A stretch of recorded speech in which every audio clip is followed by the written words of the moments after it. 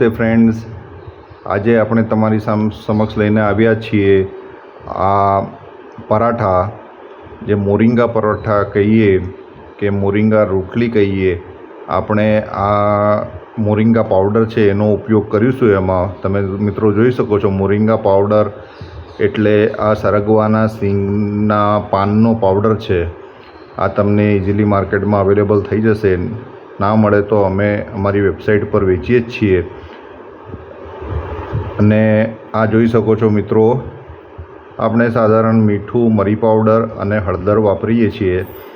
અને આ રીતે આપણે પાણીથી આનો લોટ બાંધીશું અને એમાં મોરિંગા પાવડરનો ઉપયોગ કરીશું. તમે મોરિંગા પાવડરની જગ્યાએ ડ્રમસ્ટિક, જે સરગવાની સિંગોનો પાવડર પણ યુઝ કરી શકો.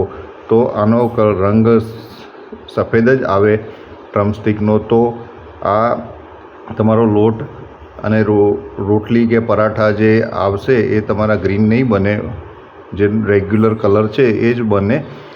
હવે આપણે મિત્રો આ લોટ બનાવીશું અને પછી આપણે નોર્મલ રોટલી પરાઠા વણતા હોય એ રીતે વણીને એના પરાઠા તૈયાર કરીશું.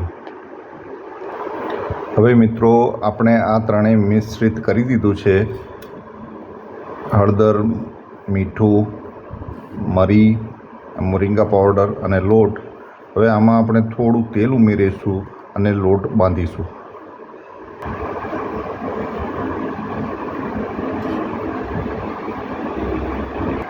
મિત્રો તમે જોઈ શકો છો, આ રીતે આપણો આ લોટ તૈયાર થઈ ગયો છે.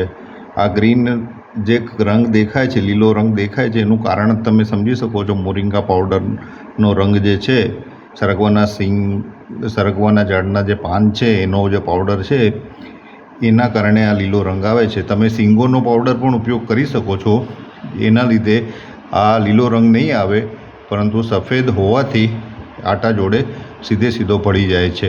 હવે આપણે આગળ જેમ ભાખરી રોટલીનો લોટ બનાવીને થોડી વાર પડ્યો રાખીએ છીએ એમ પડ્યો રાખીશું. પછી એના આપણે પરાઠા વણીશું. જુઓ મિત્રો, આપણે આ રીતે હવે રોટલી રીતે વણી દીધું છે. પરાઠા કહો કે રોટલી કહો. હવે પરાઠા એટલે આપણે ઘી કે એવું નાખીશું તો પરાઠા જેવું એનું આવશે. હવે આને આપણે તવા પર નાખી દઈએ છીએ.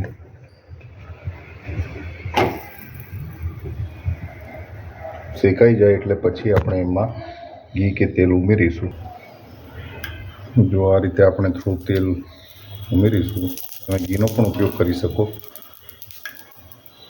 કેલરી કોન્શિયસ હોવ તો તમે તેલ વાપરો તો સારું. મિત્રો આ જોઈ શકો છો, આપણા પરાઠા રેડી થઈ ગયા છે. બીજા પણ આવી રીતે આપણે પરાઠા બનાવીને રેડી કરીશું.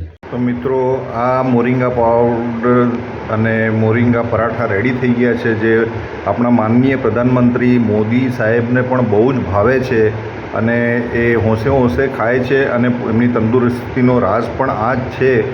હવે તમે જોઈ શકો છો કે હવે અમે તમારી પાસે જો અવેલેબલ ના હોય તો અમે આ મોરિંગા પાવડર, આ પુષ્પમ કંપનીનો બી કરીએ છીએ સેલ.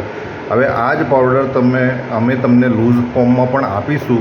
તમારે લૂઝ ફોર્મ અને આમાં કોઈ ક્વોલિટીમાં ફરક નથી, પરંતુ ફક્ત એમાં જે કન્ટેન્ટ આવે છે એ આ રીતનું પેકેજિંગ તમારે નહીં આવે. બસ બાકી બધી જ વસ્તુ એક સેમ જ રહેશે. હવે મોરિંગા પાવડરની જગ્યાએ તમે ડ્રમસ્ટિક પાવડર પણ નાખી શકો છો.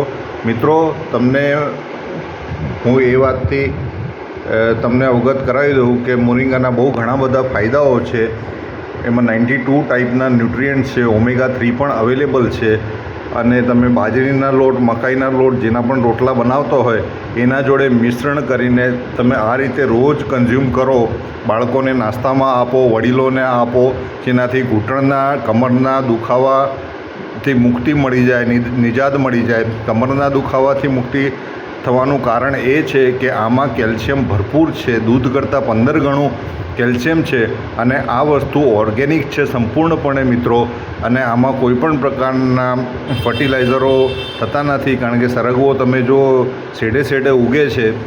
હવે આ રીતે આપણે જો એને રોજિંદા આપણા આહારમાં લઈશું તો વિટામિન્સ, પ્રોટીન્સ, કેલ્શિયમ, ઓમેગા 3 અને બીજા ઘણા બધા ન્યુટ્રિયન્ટ્સથી આપણા બાળકોનું અને આપણા વડીલોનું અને આપણા રિલેટિવ્સનું બધાનું સ્વાસ્થ્ય સુધરશે. તો મિત્રો, તમે આ વિડીયો માટે એક લાઈક જરૂર કરજો અને તમારા જે ઓળખીતા લોકોને આ વસ્તુ મોકલજો અને અમને પ્રોત્સાહન મળે એટલા માટે અમારી ચેનલને જરૂરથી સબસ્ક્રાઈબ કરજો. Thank you. જય માતાજી, જય હિન્દ, વંદે માતરમ, જય